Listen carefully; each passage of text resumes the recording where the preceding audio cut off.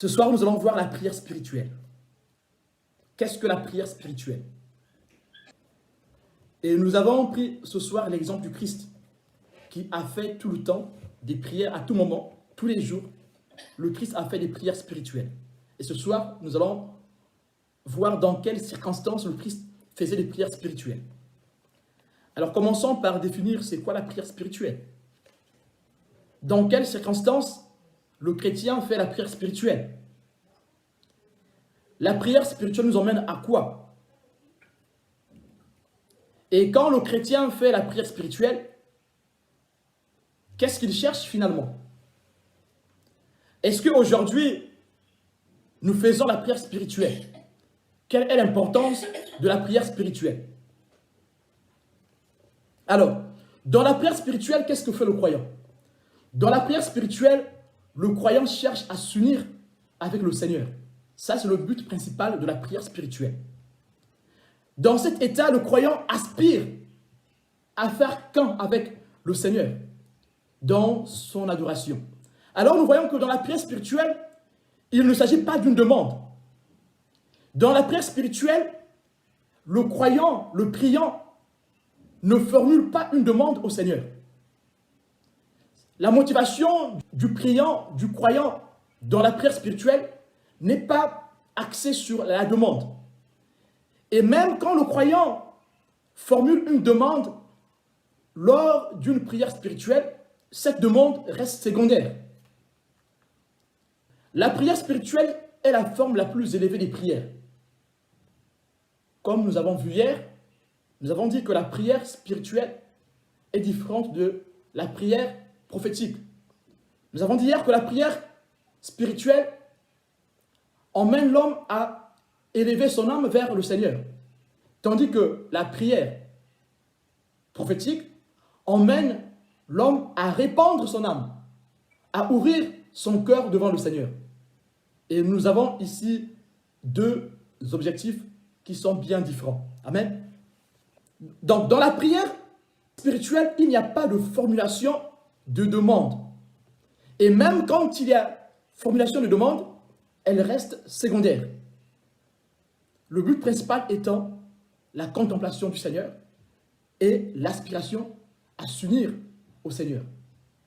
Celui qui se lance dans la prière spirituelle aura le désir de s'unir au Seigneur. Or que tous, nous savons que quand notre âme s'unit à Dieu, nous avons des caractéristiques palpables dans la vie de celui qui s'unit avec le Seigneur. Et la première caractéristique dans celui qui s'unit au Seigneur, c'est l'effusion du Saint-Esprit. Soit cette effusion est première, soit c'est renouvelée. Pour ceux qui ont déjà vécu le baptême dans le Saint-Esprit, ça sera pour eux une effusion renouvelée.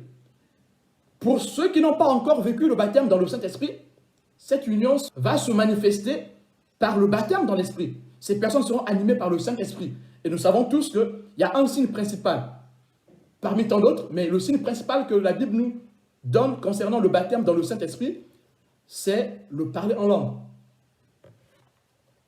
Mais nous voulons dire que celui qui se lance dans la prière spirituelle finira par connaître une union nuptiale avec le Seigneur, l'union de son âme avec le Seigneur. Il finira par vivre cela. Celui qui se lance dans la prière spirituelle finira par rentrer dans le don spirituel. Parce que nous savons tous que c'est dans la prière que nous rentrons en contact avec le Seigneur. C'est un moyen que nous avons pour parler à notre Dieu, la prière. Et alors, puisque nous sommes en conversation avec le Seigneur par la prière, puisque nous sommes en colloque avec le Seigneur dans la prière, nous bénéficierons des bienfaits de cette présence. Nous savons tous que quand nous sommes dans la maison du roi, nous bénéficions de beaucoup d'avantages. Et pour nous, en étant en communication avec le Seigneur, nous sommes à sa table, alors nous sommes dans le conseil. Nous devenons amis du Seigneur et le Seigneur ne peut rien faire sans pourtant dire à ses amis.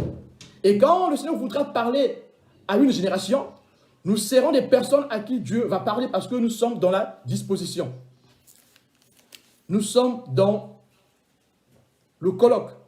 nous sommes dans la conversation avec le Seigneur, nous sommes dans la communication, dans la communion avec le Seigneur par la présence du Saint-Esprit dans notre vie, aussi par la puissance du Saint-Esprit qui se manifeste de façon matérielle, de façon physique en nous. Amen. Celui qui se lance dans la prière spirituelle, dans sa conscience, il considère que ce Dieu est là, attend qu'il s'unisse avec lui. Alors ce n'est plus un Dieu lointain à qui on veut demander des bienveillances. Quand nous décidons de rentrer dans une prière spirituelle, dans notre conscience, nous disons que Dieu est un être statique. Il attend qu'on aille vers lui afin de rentrer dans cette union. Sans pourtant oublier que dans cette démarche, nous restons sur la notion de la grâce. Tout est grâce. Alors, même dans la prière spirituelle, bien que c'est nous qui faisons la démarche d'aller vers le Seigneur pour faire une prière spirituelle, mais pour que Dieu se manifeste, il faut qu'il y ait sa grâce. Alors, voilà pourquoi il faut que la foi intervienne. Il faut aussi que l'amour intervienne. Alors, bien-aimés, dans toutes les formes de prière que nous allons parler pendant ces études, la foi, la confiance en Dieu sera la base de la communication. L'amour sera le pilier dans cette communication. Si on n'a pas assez d'amour, nous ne prendrons pas de temps pour rentrer en colloque avec le Seigneur. Nous ne prendrons pas notre temps pour rentrer en conversation avec le Seigneur. Nous ne prendrons pas notre temps pour crier, pour pleurer, pour prier le Seigneur. Alors c'est l'amour de Dieu qui va nous emmener à faire ces activités spirituelles. Celui qui fait une prière spirituelle cherche à élever son âme vers le Seigneur. Puisqu'il cherche à élever son âme vers le Seigneur, alors le Seigneur va se manifester puissamment par le Saint-Esprit. Alors le Seigneur pourra lui parler directement. Celui qui veut se lancer dans la prière spirituelle va changer de dimension de prière. Alors, sa dimension de prière ne sera pas une dimension de demande. Sa dimension de prière sera plus une dimension d'action de grâce. Ceux qui aspirent, ceux qui exercent, ceux qui ont pour activité la prière spirituelle, finiront par rentrer dans les dons spirituels. Voilà pourquoi le Seigneur, ce soir, nous incite encore d'exercer ces activités spirituelles, la prière spirituelle.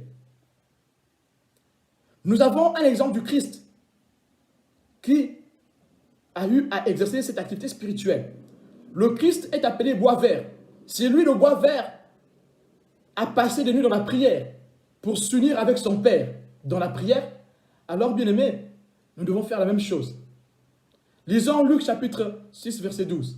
Nous allons voir les avantages de rentrer dans la prière spirituelle. Luc 6, verset 12. En ce temps-là, Jésus se rendit sur la montagne pour prier et il passa toute la nuit à prier Dieu. Amen. Lisons la suite, verset 13. Quand le jour parut, il appela des disciples et il en choisit 12, auxquels il donna le nom d'apôtres. Amen. Nous voyons ici, Jésus ne va pas à la montagne pour aller demander du pain. Jésus ne va pas à la montagne pour demander un CDI, ou je ne sais pas quelle demande. Jésus va à la montagne pour s'unir avec son Père. Et puisque Jésus, là, est uni avec le Père, il peut exercer la mission que le Père lui a confiée avec conviction, avec assurance, avec puissance. Ici, le Christ peut choisir les disciples avec clairvoyance. La prière spirituelle nous emmène à être clairvoyants dans nos choix, les choix de nos vies. Et pourtant, la base n'est pas une demande. Quand nous lançons dans la prière spirituelle, on ne fait pas une demande, nous l'avions dit dès le départ. Mais nous voyons que cette prière qui est contemplation, cette prière que nous faisons qui est adoration, devient source même de la réception sans qu'on ait demandé. Donc celui qui exerce la prière spirituelle Dieu sera avec lui dans ses choix, dans son conseil qu'il aura à donner. Il ne sera pas seul. Donc ici, nous voyons clairement, pour les choix que nous avons à faire, pour la direction de nos vies, pour le ministère pour lequel Dieu nous a appelés, si nous sommes unis dans la prière spirituelle, alors nos choix seront les choix de Dieu.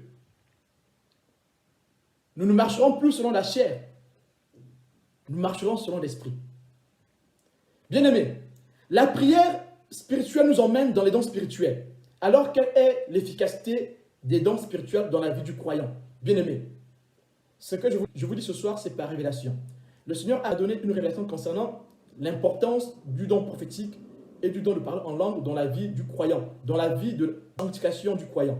Le croyant qui exerce les dons spirituels, à l'instar du don de parler en langue, du don de prophétie, sera stable dans sa vie de sanctification. Le parler en langue est un don puissant dans la vie de sanctification.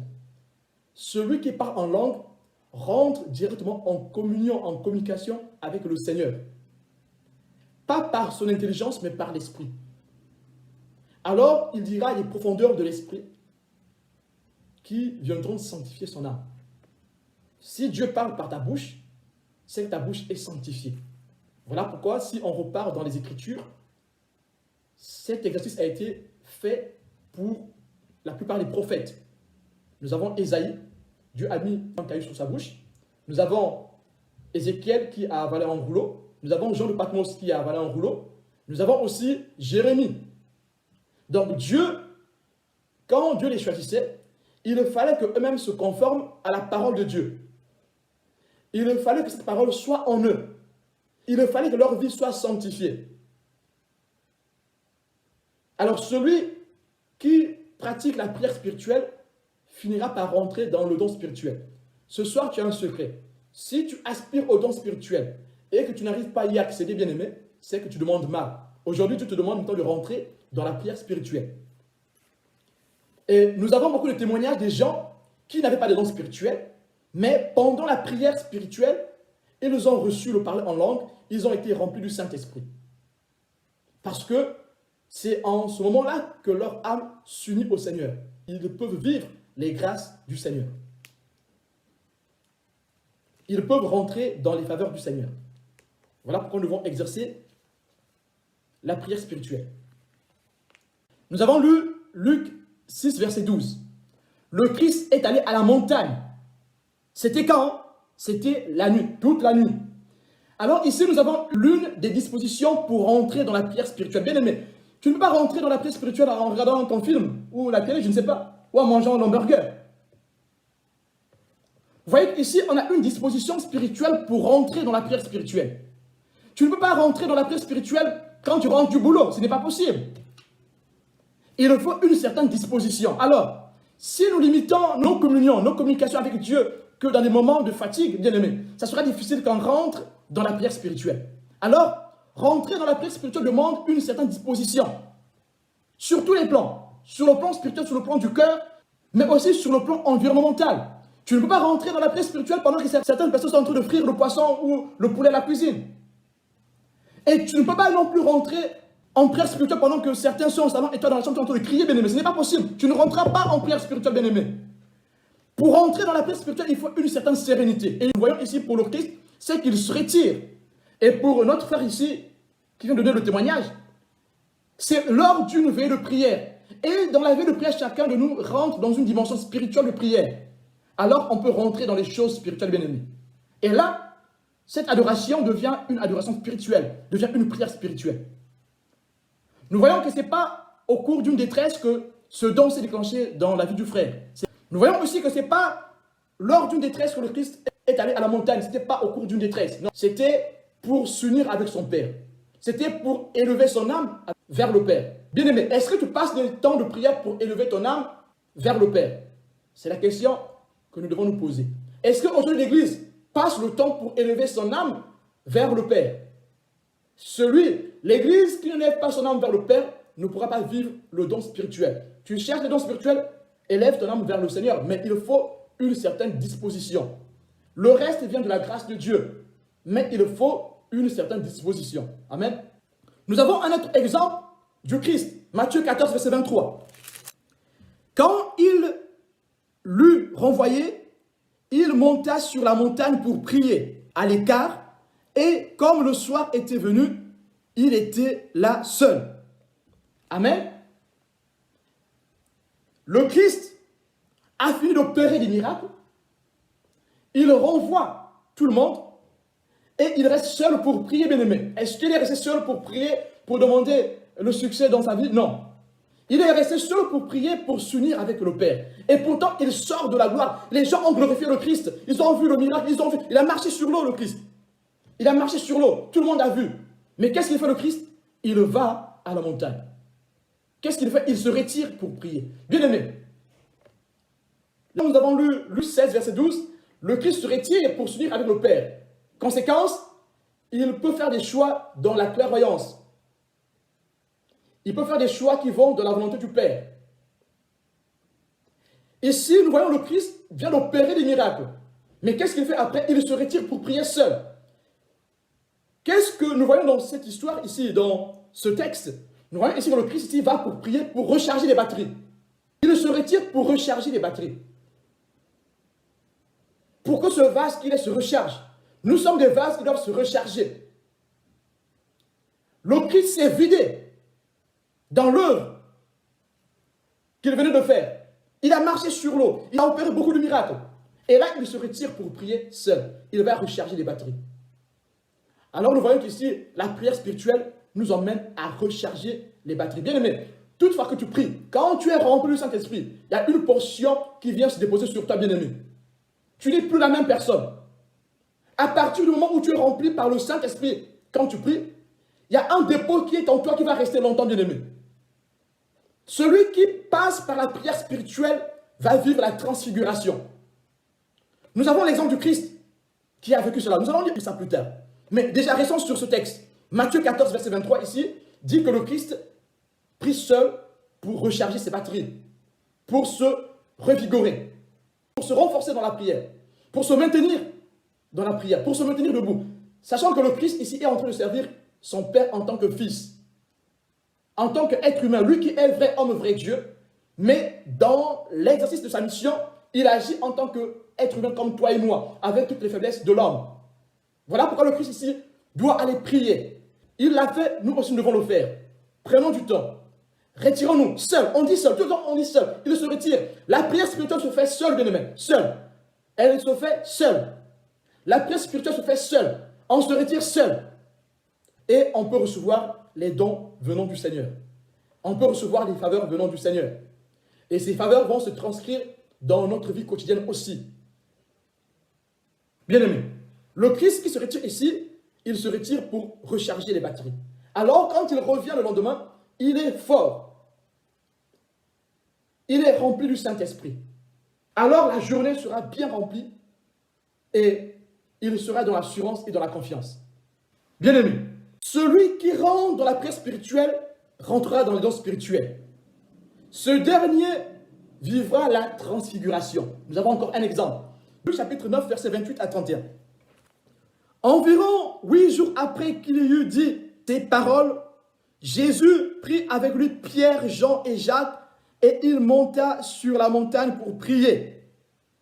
Pendant qu'il priait, l'aspect de son visage changea et son vêtement devint d'une éclatante blancheur.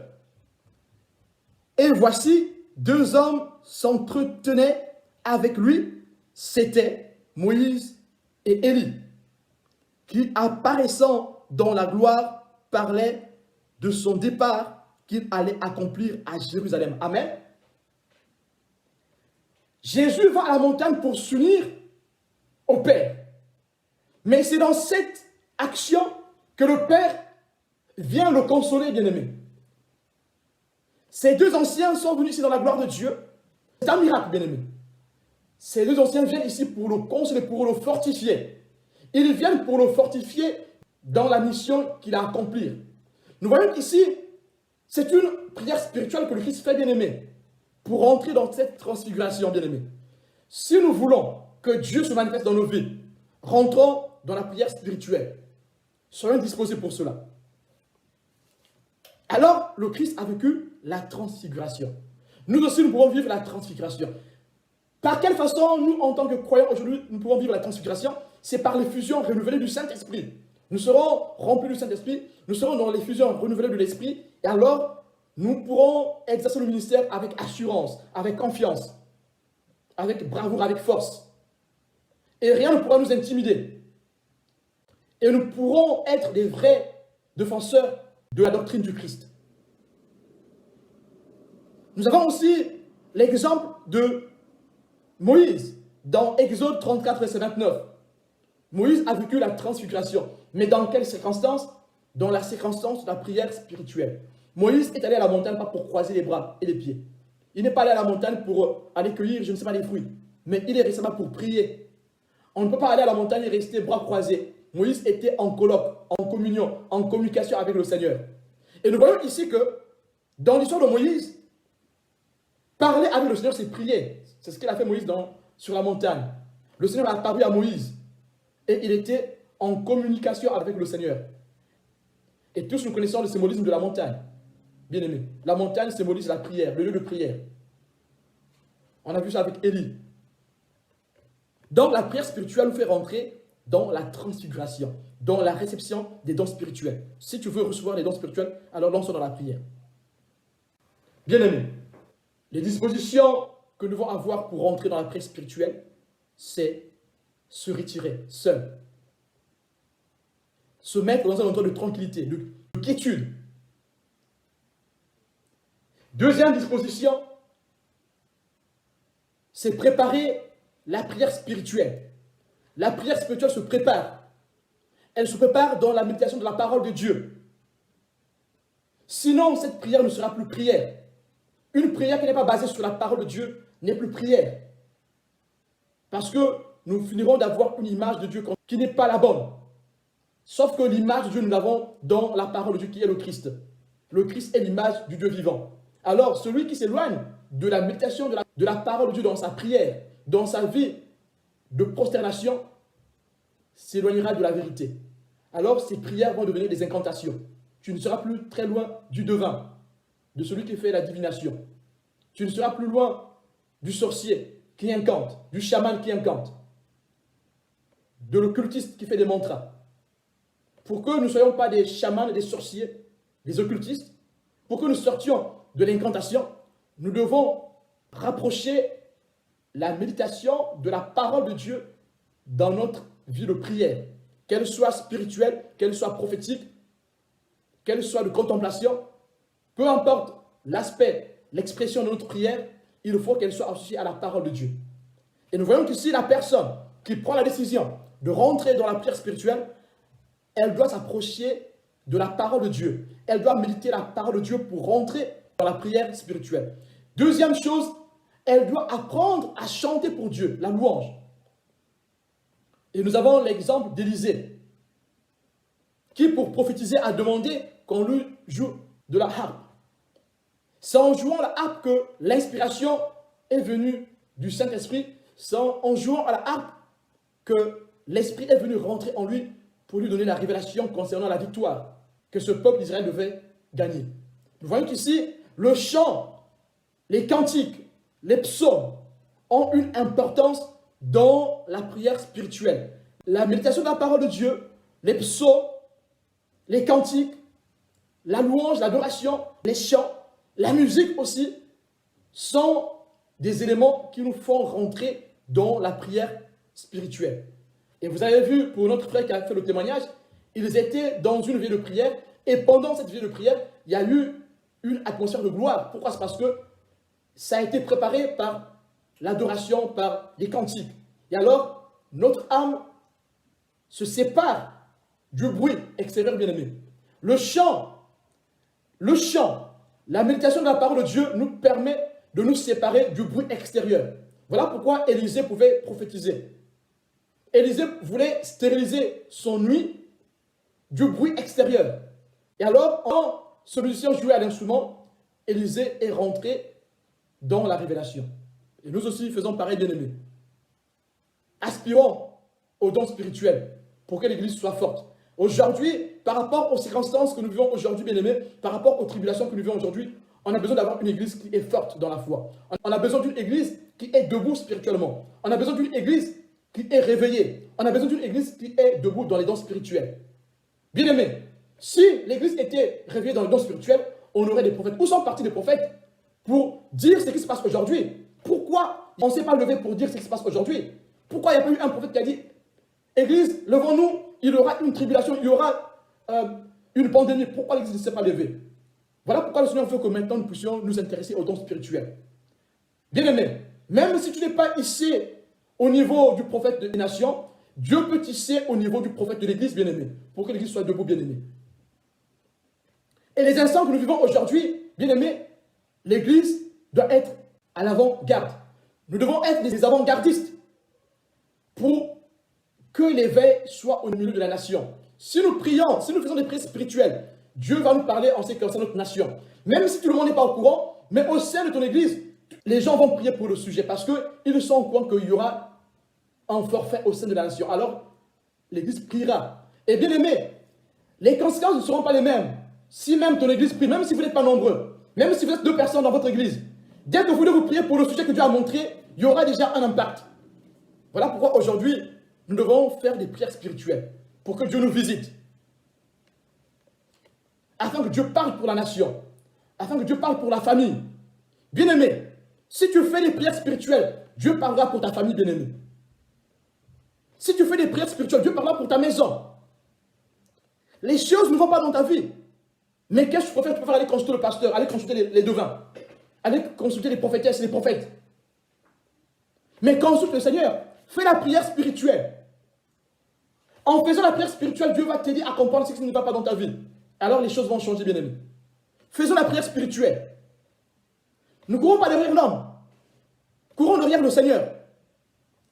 Et dans Ésaïe, il est écrit, il y avait cette femme qui demandait de porter le nom d'un juif. C'est cette femme, on dit, fais-nous porter seulement ton nom. Cela nous suffit. Bien-aimé, celui qui rentre dans la prière spirituelle est comme cette femme qui court derrière cet homme pour lui demander qu'il leur fasse porter son nom, bien-aimé. Celui qui exerce la prière spirituelle, bien-aimé, portera le nom du Seigneur. Et ce nom sera connu du Très-Haut. Pratiquons la prière spirituelle. Activons-nous dans la prière spirituelle. Ne restons pas des mois, bien-aimés, sans pourtant faire la prière spirituelle.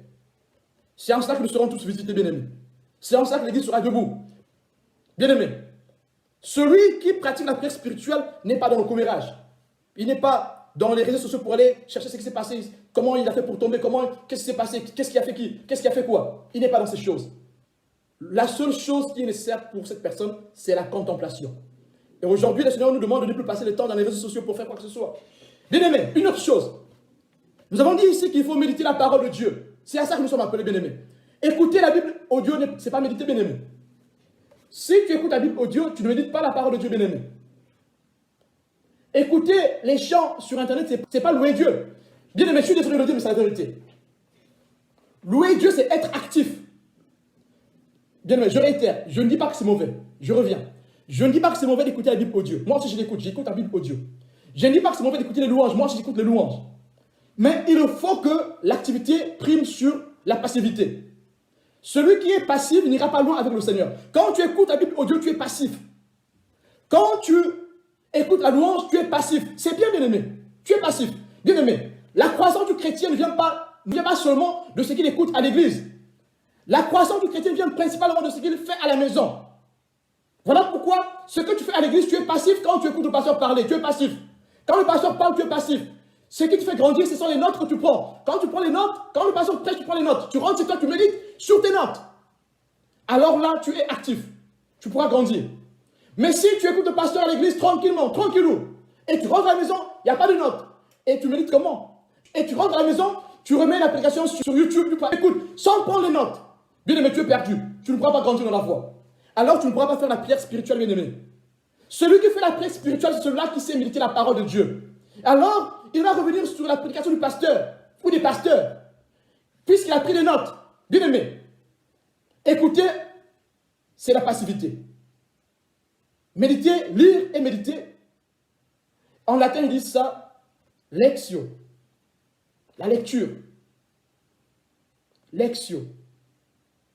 Qui doit accompagner la prière. Quand tu écoutes, tu es passif. Quand tu lis, tu médites, tu es actif. Et sauf que nous, spirituellement, pour exercer le côté spirituel, il faut une activité. Il faut que toi, tu exerces. C'est là que Dieu te parle. Mais celui qui écoute, oui, il sera bien. C'est bien. Mais il ne pourra pas aller loin. C'est bien d'écouter. Mais c'est mieux d'exercer. Que personne ne déforme mes propos. Je réitère, écouter c'est bien. Mais faire c'est mieux. Écouter la louange c'est bien. Mais chanter soi-même c'est mieux. Écouter le pasteur prêcher c'est bien. Mais lire sa Bible soi-même c'est mieux. Quand tu écoutes le pasteur, prends des notes. C'est bien. Le pasteur a reçu la mission pour enseigner l'église. Ça, c'est la mission du pasteur. Entretenir les brebis, c'est sa mission. Mais maintenant, il faut que toi, tu pratiques ce que le pasteur a dit. Et la même façon de pratiquer ce que le pasteur dit, c'est de prendre des notes. Et arriver chez toi, médite sur ce que tu as écrit. C'est là que tu grandis. Et pense le temps de lire la Bible tout seul ou toute seule. Cherche Dieu aussi par toi-même. C'est là que nous grandissons. Bien aimé, ici, nous avons vu les 3 façons que nous avons de rentrer dans la prière spirituelle. Pour résumer, il faut un environnement bien propice. Il faut une préparation dans la lecture de la parole de Dieu et dans la méditation. Mais il faut aussi une disposition dans la louange et dans l'adoration.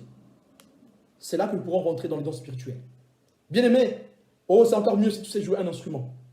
Tu as une guitare, un piano chez toi, bien aimé. Voyez comment David a été grand dans l'adoration. Il n'y a pas plus grand que David dans l'adoration, bien aimé. Pourquoi? Il jouait à l'instrument. Il passe son temps dans les prairies avec les bêtes, en chantant et en louant le Seigneur. Il a été grand. Son royaume est perpétuel. Nous le savons tous. Mais son secret, c'était dans l'adoration, dans la louange. Nous avons les psaumes de David, nous avons les cantiques aussi, certains cantiques. Béni soit le Seigneur, alléluia. Bien aimé, que le Seigneur nous parle encore. Vous pourrez lire chez vous Marc chapitre 1, verset 35. Vous pourrez aussi lire chez vous Marc chapitre 6, verset 46, bien aimé. Où nous voyons la puissance de la prière. Où nous voyons le résultat de la prière quand on se retire en colloque avec le Seigneur, quand on se retire en conversation avec le Seigneur, quand on se retire en prière spirituelle avec le Seigneur. Nous allons prier le Seigneur, alléluia.